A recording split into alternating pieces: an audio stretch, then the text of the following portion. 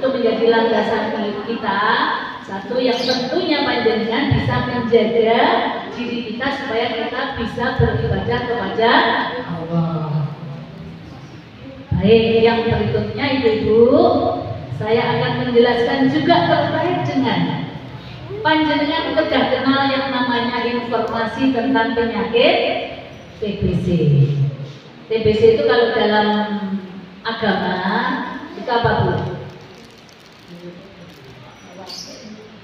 Batuk itu ya Bu ya? Batuk. TBC itu adalah tuberkulosis, penyakit menular yang disebabkan oleh apa Bu? Oleh kuman Mycobacterium ya, yang dikenal dengan 3 huruf biasanya. Apa Bu? Ada paru-paru, kemudian ada paru-paru basah ya, kemudian flek kan gitu ya. Kemudian ada yang menyampaikan juga paru penyakit apa ya? Kamu kok batuk terus? Gitu. Apakah sudah periksa? Kan nonton. Kemudian ibu-ibu, bakteri TBC itu paling sering menyerang apa? Menyerang paru-paru. Tetapi juga dapat menyerang organ tubuh lainnya seperti kelenjar getah bening, ya Bu ya. Kemudian ada di tulang, kemudian ada di otak, kemudian ada di kulit juga. Kemudian perlu kami sampaikan bahwasanya penyakit TBC itu bukan penyakit keturunan atau penyakit bunga-bunga. Biasanya kalau muntah darah itu waduh itu di bunga-bunga. Itu tidak salah Bu, karena banyak kuman di dalam tubuh yang tentunya untuk mengetahuinya harus melakukan tes. Tes apa? Tes darah. Nah, alatnya yang dipakai apa itu oleh puskesmas atau rumah sakit? Itu namanya tes cepat molekuler atau TCM. Apakah yang hadir di sini pernah batuk Bu? Pernah batuk ya? Karena di dalam tubuh kita itu ada yang namanya kuman TB yang masih tidur. Makanya panjenengan mesti akan terkena penyakit batuk, tapi segera harus diobati. Kalau penyakit batuk tidak diobati nanti akan merajalela. Ya, merajalela itu bisa menyerang ke seluruh organ tubuh kita. Kemudian yang kedua perlu kami sampaikan, kalau dinamakan penyakit TBC itu tentunya ada gejala-gejala. Gejala utama dan gejala lainnya atau gejala tambahan. Yang pertama, gejalanya adalah batuk lebih dari 2 minggu. Kok tidak waras-waras atau batuk dulu? Itu harus bagaimana? Kita harus segera untuk apa Bu? Untuk memeriksakan diri kemana? Bawa ke puskesmas. Karena apa? Di puskesmas itu sekarang di 63 puskesmas yang ada di Surabaya, kota Surabaya itu sudah memfasilitasi untuk pemeriksaan darah. Panjenengan jangan takut kalau misalkan Bu saya sudah 2 minggu ini kemudian saya tidak sembuh penyakitnya, sudah saya obati, tidak sembuh, segera panjenengan periksa darah untuk bisa dikeluarkan darahnya. Nanti atas perintah dari petugas TB yang ada di puskesmas. Bu bayar apa enggak ya? Gitu kan biasanya ngaten nggih. Kalau misalkan nanti saya positif, bayar apa tidak? Penyakit TBC di Indonesia itu mulai pemeriksaan Bu, kemudian pengobatan selama 6 bulan itu adalah gratis. Jadi tidak dipungut biaya. Panjenengan insya Allah ada juga yang mendampingi. Ada komunitas, termasuk saya ini adalah ketua komunitasnya Bu. Ya bisa Yayasan Bagi Yasa Sejahtera Peduli TBC di kota Surabaya. Begitu Bu. Batuk 2 minggu tidak sembuh-sembuh. Misalkan, wah aku kalau batuk 1 minggu tidak sembuh, tak segera untuk periksa. Boleh nombatan? Boleh. Jadi boleh panjenengan disilakan untuk periksa ketika panjenengan terasa batuk atau ada kuman yang ada di dalam tubuh kita karena tidak sembuh. Kemudian gejala kedua itu adalah, kok di sana tidak kelihatan Bu? Demam meriang berkepanjangan. gejalanya. Ada batuk begitu ya, nggak sembuh-sembuh, diikuti dengan meriang, ya, demam, panas, dingin gitu. Ibu pernah panas dingin enggak? Pernah Bu, pernah sakit panas dingin gitu ya. Nah itu adalah juga gejala lain selain batuk. Kemudian ada juga gejala lainnya apa itu Bu? Sesak nafas. Nah, tiba-tiba terserang sesak nafas, sesak gitu ya. Kemudian, aduh rasanya kok sesak, berat banget di dada ini. Padahal beratnya mikir sesuatu, mikir sesuatu, mungkin ada keluarga atau anak. Selalu sering panjenengan sering-sering istighfar. Astagfirullahaladzim, mohon ampun kepada Allah. Gitu ya Bu ya. Itu adalah gejala lainnya. Demam meriang berkepanjangan, kemudian apalagi Bu sesak tadi, kemudian yang ketiga apa itu? Berat badan menurun. Jadi semakin hari berat badan itu kok semakin menurun. Berarti itu apakah panjenengan tidak mau makan? Kan ngoten nggih? Apakah banyak pikiran? Kan ngoten. Kita introspeksi diri sendiri. Wah, berarti aku harus segera introspeksi untuk pemeriksaan. Tidak usah panjenengan takut. Kemudian Bu, yang berikutnya adalah ini batuk dahak bercampur darah. Ada enggak seperti itu? Ada biasanya Bu. Nah itu kadang-kadang ada yang menyampaikan wes iku kena guna-guna. Tidak, itu salah. Bu ya, salah. Itu adalah memang gejala-gejala penyakit TBC. Lek ono darah itu ternyata ada darahnya. Batuknya itu ada darahnya.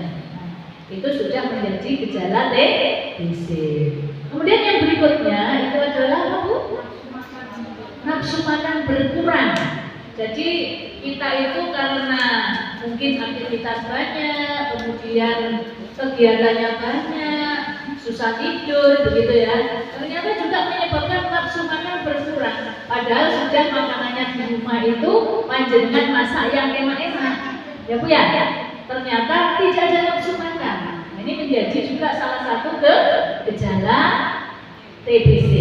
Kemudian yang terakhir gejala TBC adalah apa Bu? Berkeringat dingin di malam hari tanpa ada aktivitas apapun. Tiba-tiba panjenengan ada keringat dingin di malam hari tanpa ada kegiatan. Kalau kegiatan misalkan nyapu gitu ya Bu ya. Kemudian apalagi Bu olahraga tanpa ada kegiatan, tiba-tiba di malam hari panjenengan mengeluarkan keringat dingin. Tiba-tiba panjenengan itu segera untuk pemeriksaan. Jelas nanti sama petugas di puskesmas akan diberi pemeriksaan. Coba Bu panjenengan bisa berdarah atau tidak. Kan ada. Itu adalah gejala-gejala yang mungkin panjenengan hadapi, panjenengan alami di dalam tubuh kita. Baik. Untuk selanjutnya, tanda dan gejala yang untuk ekstra paru. Pembengkakan kelenjar. Cobi panjenengan niki, panjenengan periksa di bawah telinga, di bawah telinga yang sebelah sini, itu dilihat apakah ada benjolan atau enggak. Ada besar apa enggak? Itu sering Bu, kita setiap hari kalau bangun tidur itu dilihat dulu. Kalau ada tiba-tiba sudah banyak merengkel-merengkel 2 atau 3, panjenengan segera untuk pemeriksaan. Pemeriksaan di mana? Di puskesmas atau di klinik atau di rumah sakit, gitu. Nah, lebih enaknya itu di puskesmas karena panjenengan tidak bayar. Gitu. Kalau di rumah sakit, panjenengan tetap akan berbayar, tapi tidak apa-apa. Kalau panjenengan bisa dimanapun. Kemudian Bu, bingung atau linglung setelah bangun tidur. Pernah terjadi enggak? Enggak ya, enggak, jangan sampai terjadi ini. Karena kalau misalkan tiba-tiba bangun bingung, linglung gitu, itu gejala yang ekstra paru. Beda tadi yang gejala secara umum ya. Itu kalau ekstra paru seperti itu. Kemudian untuk yang berikutnya itu adalah nyeri Biasanya ibu-ibu yang lansia itu pernah mengalami nyeri kalau mboten Bu? Nyeri itu ya Bu ya, nyeri di persendian atau di tulang. Itu juga menjadi salah satu gejala dan tanda penyakit TBC yang ekstra paru, di luar paru maksudnya. Ekstra paru Bu ya. TBC ekstra paru itu tidak menunjukkan gejala yang spesifik. Hanya dibutuhkan pemeriksaan lebih lanjut dengan biopsi jaringan untuk memastikan orang tersebut terinfeksi TBC ekstra paru. Jadi karena tadi kan gejalanya kalau yang paru ya, yang di dalam paru itu ya ada batuk begitu. Tapi kalau yang ekstra paru gejalanya seperti ini. Nah, itu Bu. Untuk yang ekstra paru. Ini juga paru-paru apa enggak Bu? Penyakit paru nanti obatnya juga akan sama.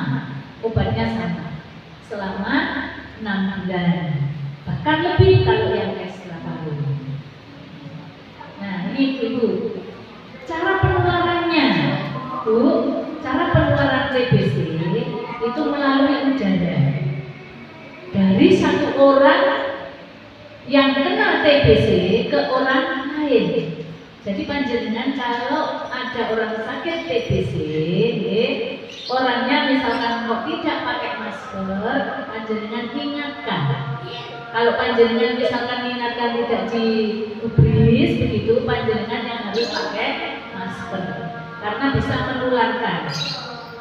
Bakteri ini akan tersebar di udara ketika orang yang menderita TBC paru itu batuk, berbicara, kemudian bersin, hajing, itu berapa kuman yang keluar di lingkungan rumah atau di dalam rumah kita.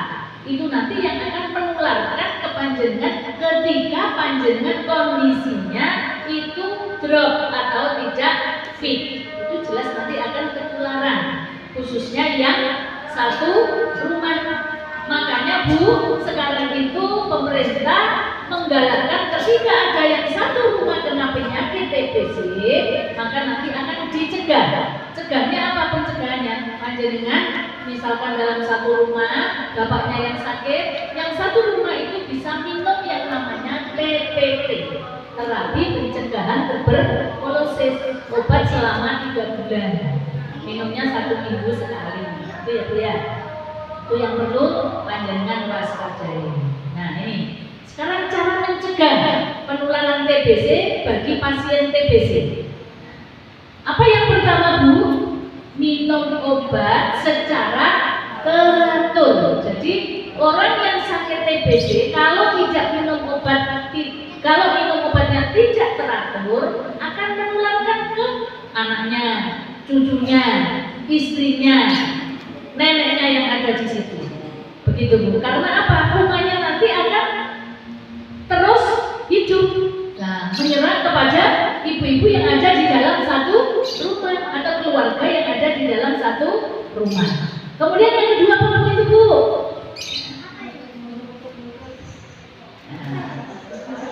Menutup mulut di saat batuk dan bersin. Bu, panjenengan coba kalau panjenengan bersin, atau batuk, menutup mulutnya itu di sini Bu.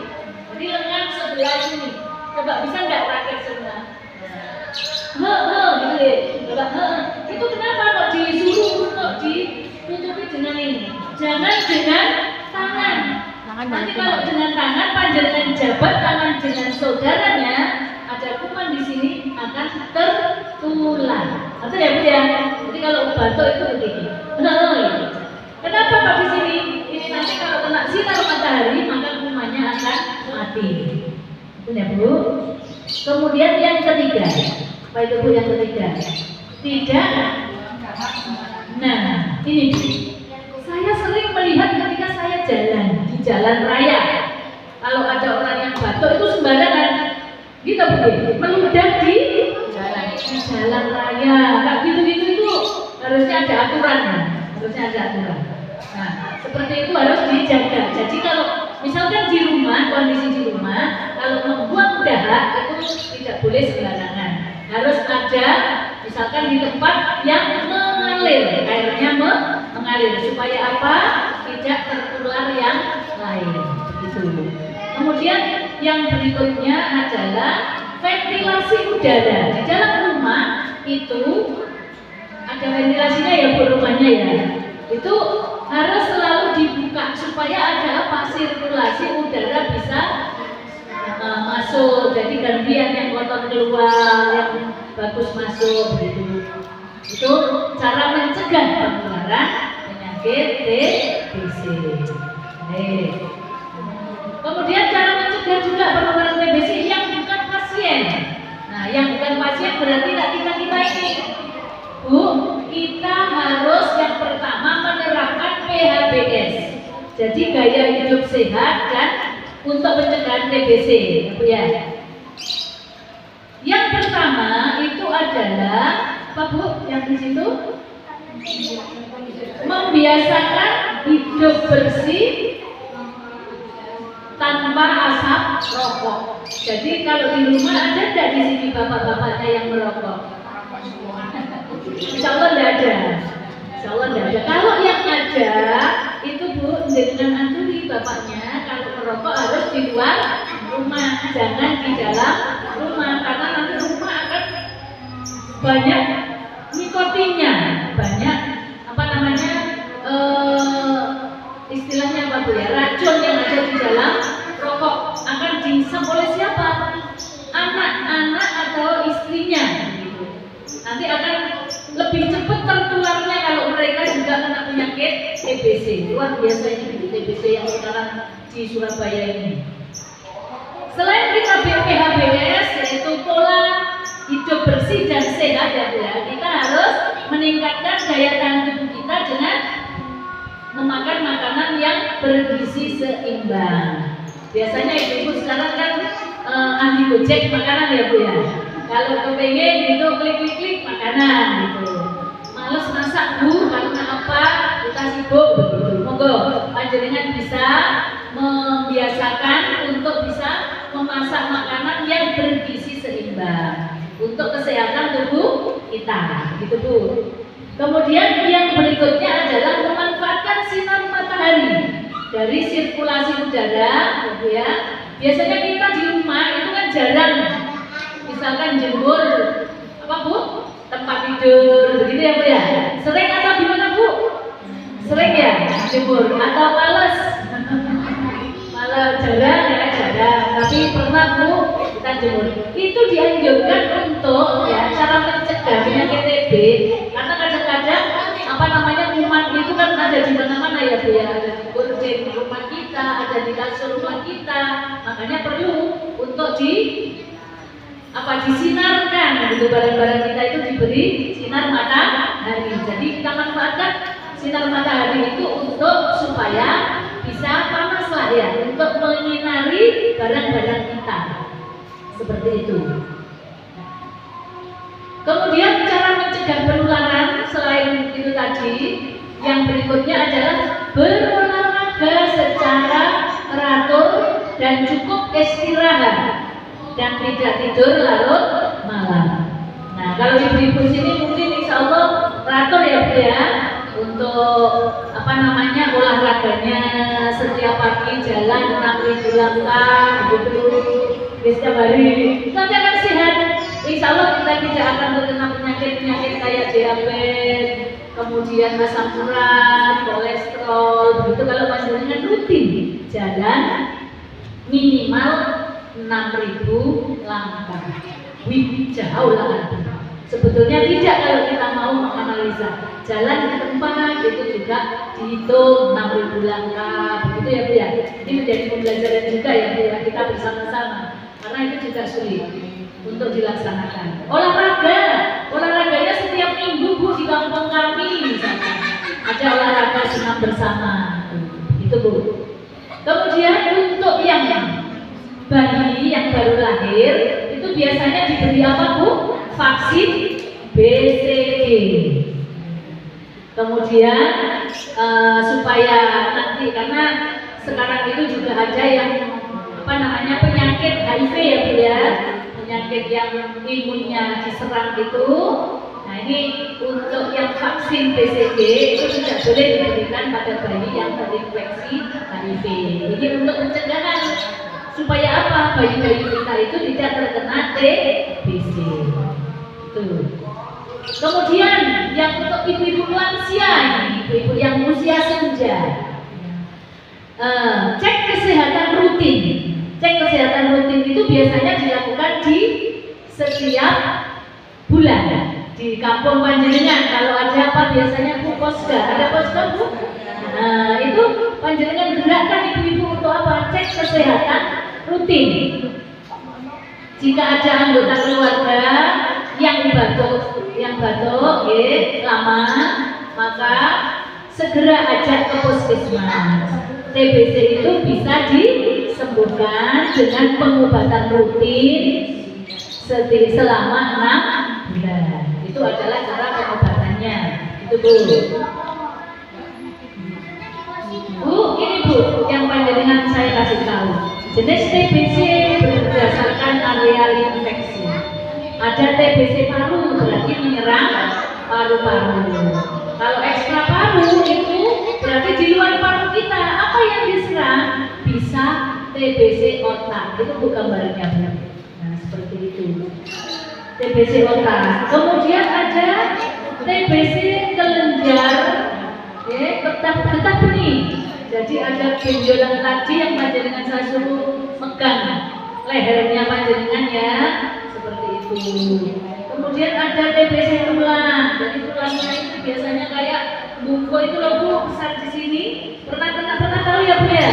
Ada orang seperti itu masuk kategori TBC tulang. Ada TB ginjal juga, luar biasa. Sekarang ada tambahan TB ginjal.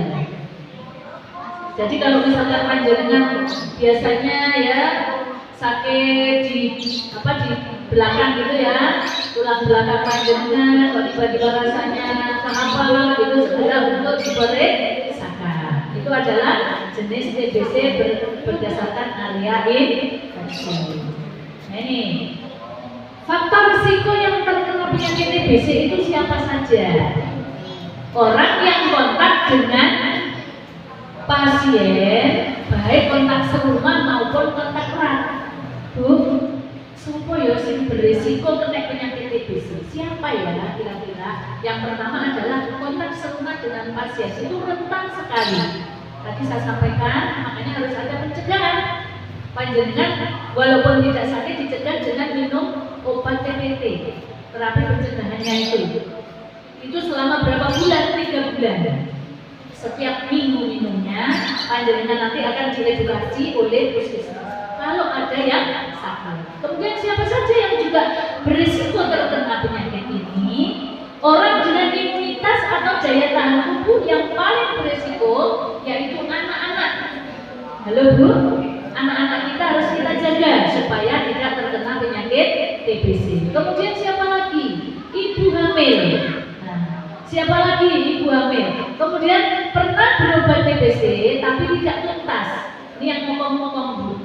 Karena sudah diberi minum gitu ya, obatnya sudah gratis, tinggal minum setiap hari selama 6 bulan. Tapi ngomong tidak pengobatannya rutin. Kalau tidak rutin nanti akan menjadi kebal. Kalau kebal pengobatannya lebih panjang dan obatnya lebih banyak. Namanya nanti terkena penyakit resisten obat. Seperti itu. Kemudian orang dengan HIV ini rentan sekali terkena TBC karena imunnya itu rentan, imunnya itu sangat rentan sekali. Kemudian perokok itu juga rentan terkena penyakit TBC. Kemudian lansia, nah ini ibu-ibu lansia itu juga rentan sekali. Kemudian orang yang terkena diabetes mellitus atau DM itu juga rentan terkena penyakit TBC. Ibu-ibu, apa yang saya sampaikan kira-kira bisa dicerna ya sudah. Kemudian ini untuk penutup ya dan kesimpulan. Nafas sehat, ibadah kuat. Orang ibu-ibu yang hadir di sini itu harus menjadi teladan dalam kesehatan lingkungan dengan paru paru-paru yang sehat, kita bisa membaca Al-Quran dengan panjang, bisa sholat malam dengan tenang, dan bisa terus terhindar apa Bu? Terhindar dari penyakit. Itu ya Bu ya, untuk penutupnya. Terima kasih. Mari kita tutup acara ini dengan bacaan hamdalah. Terima kasih. Saat ini Assalamualaikum warahmatullahi wabarakatuh.